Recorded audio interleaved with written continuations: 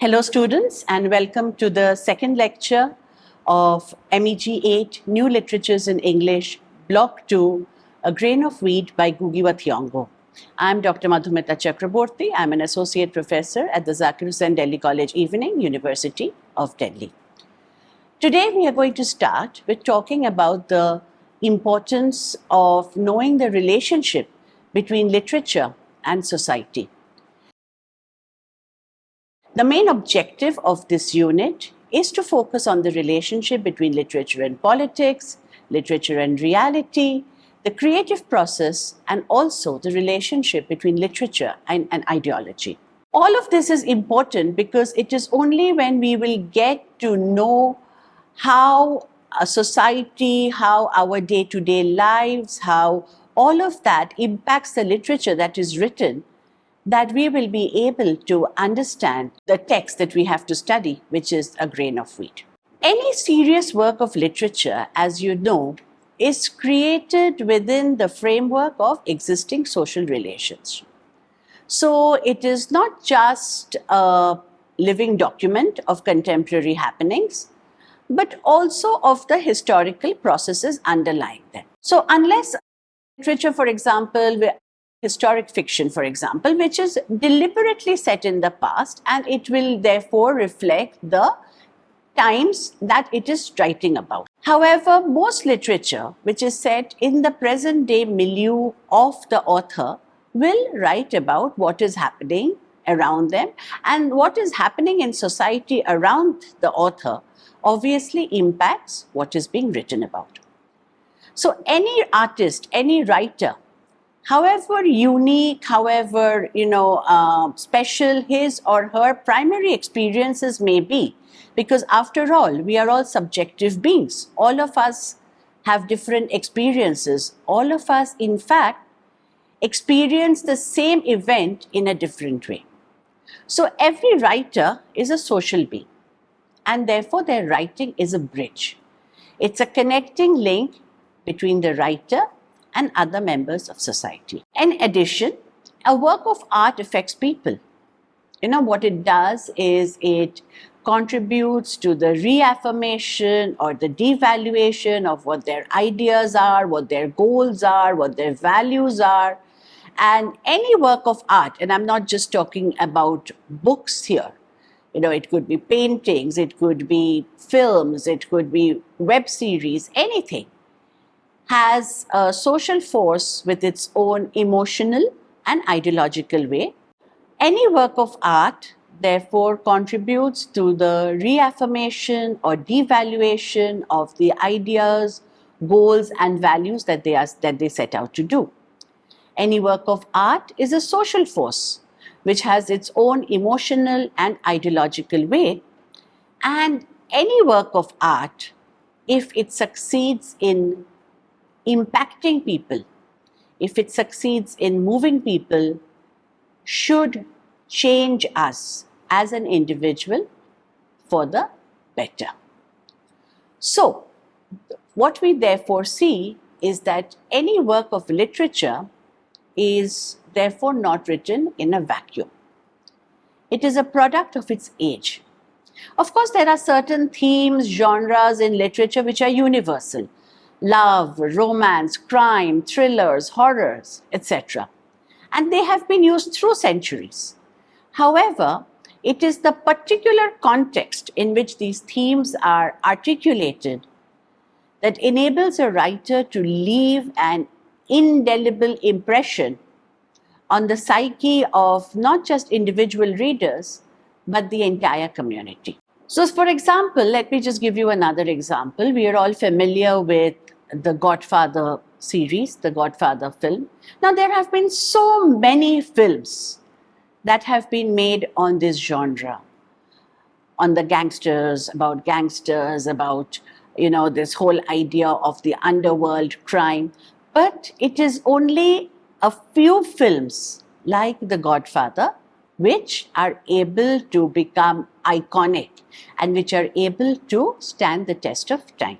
So, in reflecting the reality, a writer therefore captures the essential features of the great events that happen in their time their strength as well as their weaknesses.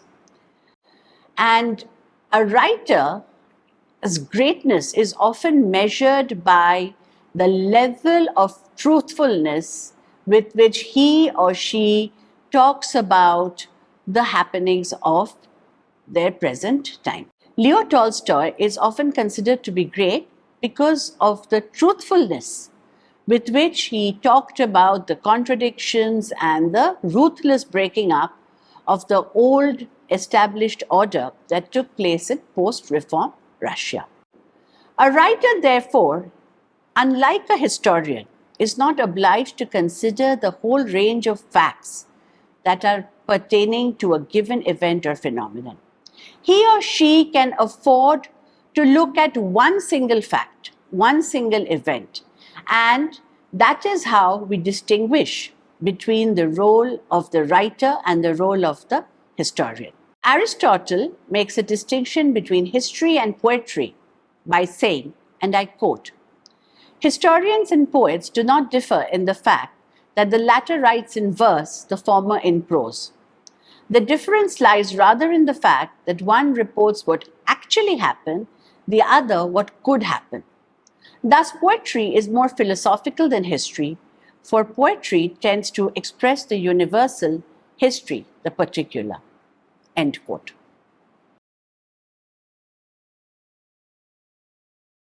So, in this whole creative process that the writer engages in, they create a world of their own, in which they create individual characters who could be imaginary, who could be partially real.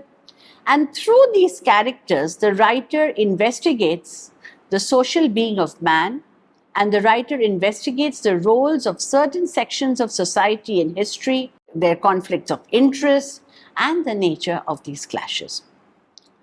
It is through a study of such characters that we actually get an idea of mentality of human beings, the moral attitudes, the aspirations, the ideals of human beings. We also get an idea of how far the human being can rise and to what depth they can fall. So we see that that is how a character like a Macbeth or a Juliet or a Don Quixote or an Okonkwo or a Gikonyo or a Lavino or a Hori have been created in literature. Through each of these characters, the writer talks of historically significant phenomena and also reveals the links between literature and society. Each of these characters gives us a glimpse into the various stages of socio-political development and the evolution of epochs. It is therefore by going beyond that the writer rises to an universal level where a new artistic reality is born. A reality which is not very different from the objective, which delimits the range of history, but which is aesthetically interpreted. Depicting reality, therefore, is a process of creation and not of imitation. It is an act which serves as a bridge between the writer and the society, not only at a given time, but across time and social divisions. So now we have to talk about the relationship between literature and politics.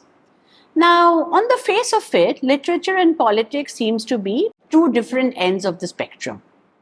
Because while literature is considered to represent one of the highest forms of the development of the aesthetic sensibility of a society, politics is considered to be the playfield of the cunning and the low. Or, as George Bernard Shaw famously said, the last refuge of the scoundrel. A lot of people believe that writing should be for writing's own sake. However, this idea is kind of untenable because any person, as we've just discussed, any person who writes is a part of society. She or he is impacted and conditioned by the socio-historical, political, economic milieu around them, which gets reflected in their writings. Hence, a divorce between literature and politics is not just untenable, but also undesirable. More than other countries or other continents which have been colonized, African literature, out of most world literatures, is both political as well as politicized. Because in Africa, more than any place in the world, writers held a pen in one hand and a gun in the other. Therefore, most African literatures contest political issues, and almost every human experience in Africa is today political or connected to politics in one way or another. Similarly, there are political issues involved in the production, publishing, and reception of literature in Africa. We are aware of how in apartheid South Africa, the works of a number of writers who dared to write against the apartheid regime, their works were either banned or the writers were sent into exile. So we can see through the African example, and particularly through the South African example, how politics intersects with culture, how it intersects with society, how it intersects with economy, and how it in fact intersects with all aspects of contemporary African reality. It involves ideology, ideas, and notions of the African reality that writers, publishers, and readers have to deal with in relation to contemporary African literature. So in this context, Alex Laguma, who is a renowned novelist from South Africa, has talked about the relationship between literature and politics in Africa. And he says, and I quote, "I, as a South African writer, am prepared to run guns and to hold up radio stations because in South Africa, that is what we are faced with, whether we are writers or whether we are common laborers." End quote. So the ideology of the author is an integral part of the relationship between literature and politics.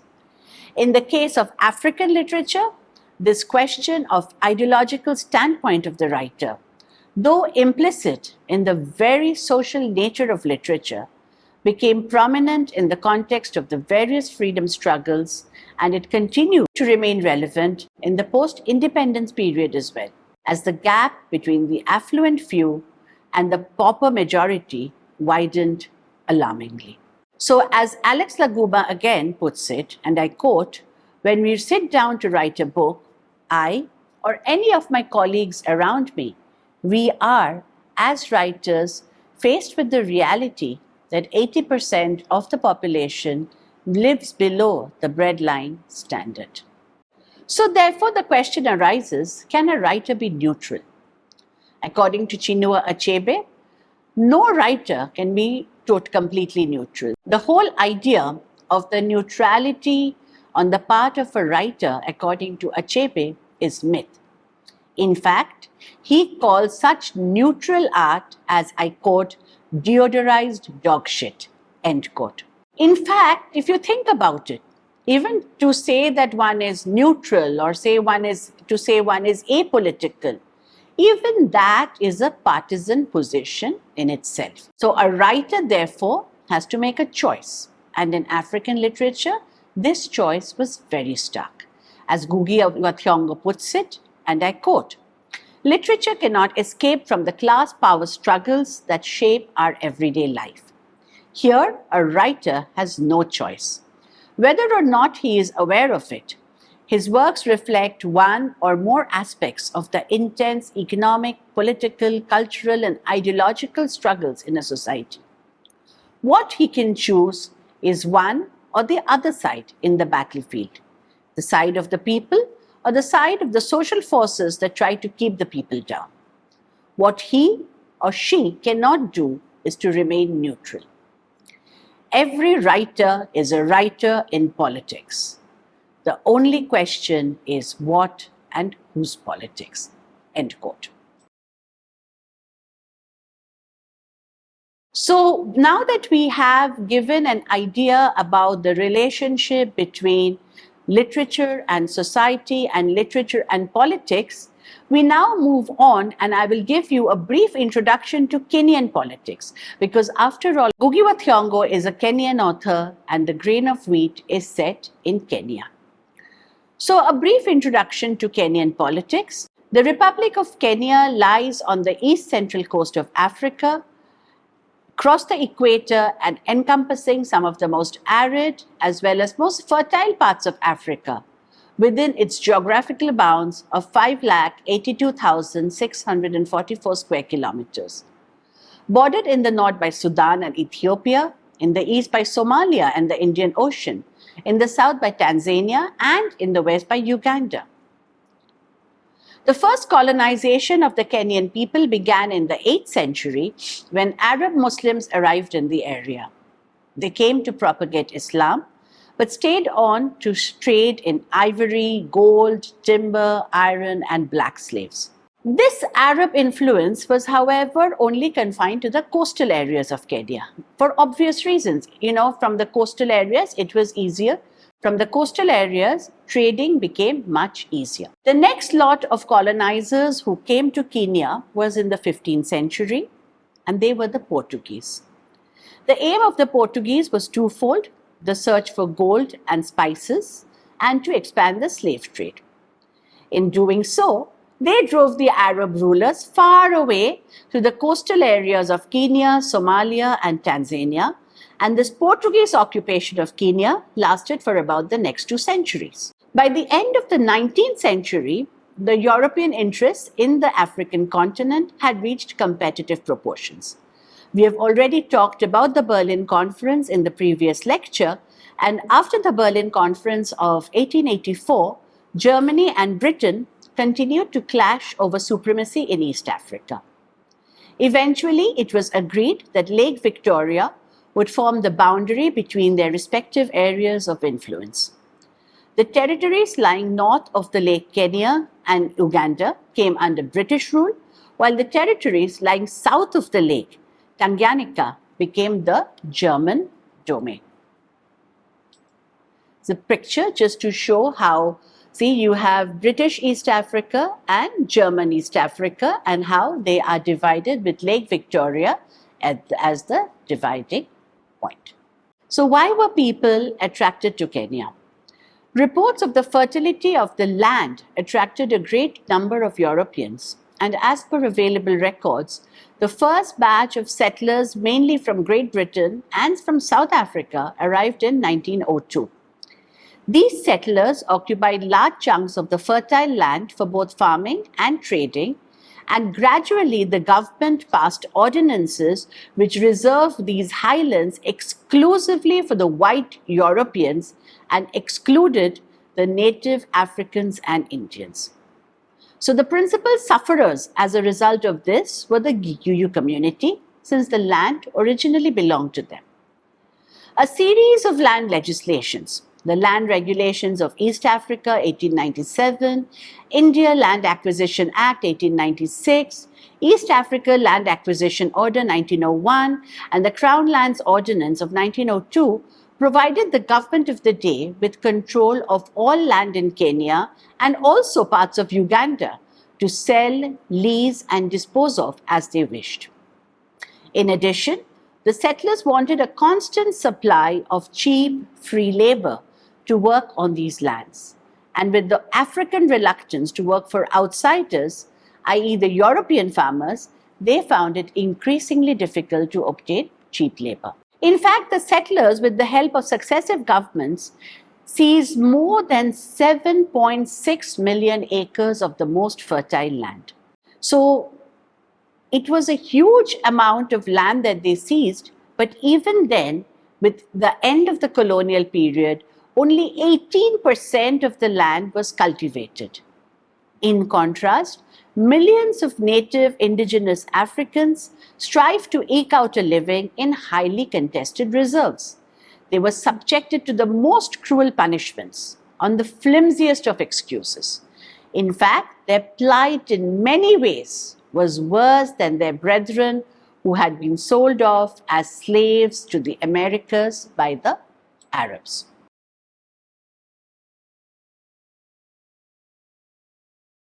Gradually, as the might of the government and the settlers increased, protests started.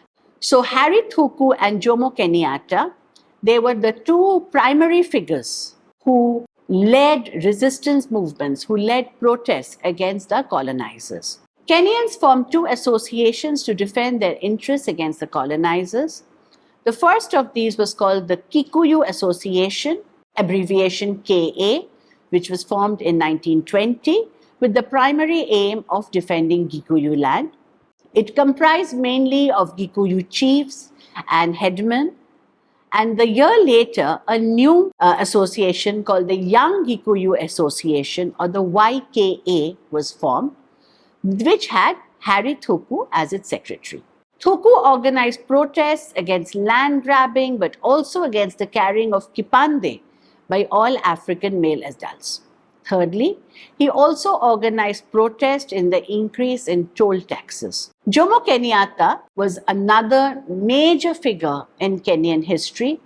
He returned from England in the late 1940s and found that Kenya was a fertile field for political activities because of the post-war discontent. Unemployment was growing both in the cities as well as the countryside, and the cry of Africa for Africans was growing stronger by the day. So while the Brit whites, the settlers, they used to live in these sparse communities with these huge lands and very few people living there. In contrast, the reserve areas, which were reserved for the indigenous, for the native black population, saw overcrowding, number one. It also saw extensive soil erosion, which made the Africans talk of getting back their stolen lands from the Europeans. So Kenyatta began to travel around the country and address large meetings. And in June 1947, he was elected the president of the Kikuyu African Union and began to attack government policies. In 1950, the government banned the so-called Mau Mau movement. Kenyatta and all other so-called moderates denounced this movement. However, this movement continued to gain strength from the active cooperation from the general public and the people at large. The Europeans started putting pressure on the government to address the Gikuyu leaders and declare a state of emergency in order to check the Mau Mau activities, which they alleged were both anti-Christian and anti-European. There were attacks on European farms. There was the murder of a senior chief, Waruhu, near Nairobi, which made the Reals governor, Sir Evelyn Baring, to declare a state of emergency on October 20th, 1952. Once emergency was declared, Kenyatta and 11 other top leaders were arrested. British troops were flown in from Egypt, and the reins of decision-making passed from the local administration to the government in London. Once the Mau Maus were outlawed and Kenyatta was arrested, and as were other African leaders, there was a large-scale uprising in the community. All the steps taken by the British troops and the district officials proved to be counterproductive. Over 10,000 Africans were killed by security forces, and another 90,000 were detained in the detention camps. With every passing day, the violence increased, leading to more repression that in turn generated more violence in reaction. The colonial government, therefore, was caught in a vicious circle of violence. What added fuel to the fire was the sentencing of Kenyatta and 7 others in the Kippenguria trial, and in a most unjust manner. The settlers took advantage of the situation and once again demanded a share in conducting emergency operations. In June 1953, the KAU was also banned, and it created a kind of political vacuum which was filled by the trade union movement under a leadership of a young Luo man called Tom Mboya. So, to end this segment, a brief introduction to Kenyan literature. Like most of the African continent, oral literature was prevalent in Kenya. These literatures concentrated on stories of folklore or mythology, along with stories about their early ancestors. As we know, when the Arabs came, they brought written literature into the region. Swahili has a long tradition of written poetry in the language which originates from the time of the Arabs. The topics of Swahili poetry include erotic love poetry as well as social and political commentary. One of the best known pieces of Kenyan literature today is the story of Tambuka, which was written by a man named Mwengo at the court of the Sultan of Pate. It is an epic poem and it is one of the earliest known documents in Swahili dating back to 1728 AD. Ngugi wa Thiong'o's first novel, Weep Not Child, was the first novel in English to be published by an East African, and his novel, A Grain of Wheat, marked the coming of age of Anglophone literature in East Africa. In the next section, we will discuss the advent of the modern novel in Africa and then go on to a detailed discussion about A Grain of Wheat. Thank you.